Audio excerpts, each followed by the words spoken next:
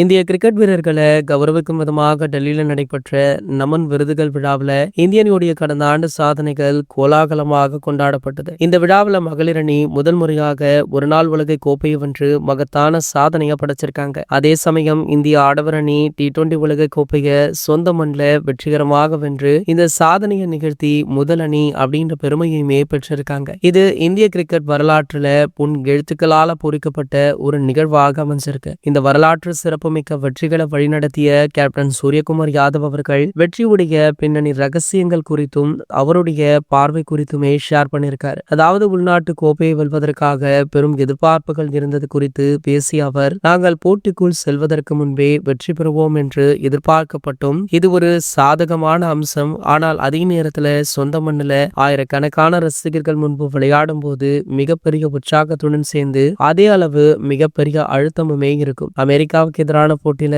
தங்கள் அணியினர் சற்று பதட்டத்துடன் விளையாடியதையுமே அவர் ஒப்புக்கொண்டிருக்காரு. இது இயல்பானது அப்படின்னு விளக்கியிருக்காரு. T20 கிரிக்கெட்டுடைய வேகமான தன்மையும் ஒரே ஓவர்ல ஆட்டம் எவ்வாறு மாறும் அப்படின்றதையுமே சூரியகுமார் அவர்கள் தெளிவாக சொல்லியிருக்காரு. அதாவது 2028 நடக்கவுள்ள ஒலிம்பிக்ஸ்லயுமே கண்டிப்பாக இந்தியா வெற்றி பெறும் அப்படின்னு சொல்லியிருக்காரு. மேலும் பாத்தீங்கன்னா 2008 நடக்கவுள்ள ஒலிம்பிக்ஸ் போட்டியிலுமே இதே இந்திய அணி தான் இணைய உள்ளாங்க அப்படின்றதுமே குறிப்பிடத்தக்கதா. மேலும் பாத்தீங்கன்னா இதற்கான 11 அணியை கட்டமைக்கும் பணிகள்ல BCCIயுமே அதிரடியாக ஈடுபட்டு வருவதாக சொல்லப்படுது. கூடிய விரைவிலேயே அதுல கலந்து கொள்ளவுள்ள 15 பேர் பட்டியல் 11 அணி ஷார்ட் லிஸ்ட் பண்ண உள்ளாங்க அப்படின்ற தகவல் சோசியல் மீடியாக்கள்ல படு வைரலுமே ஆகிட்டு இருக்கு. இது போன்ற செய்திகளை பத்தி நீங்க உடனே தெரிஞ்சுக்க நம்மளுடைய சேனலை மறக்காம சப்ஸ்கிரைப் பண்ணிக்கோங்க.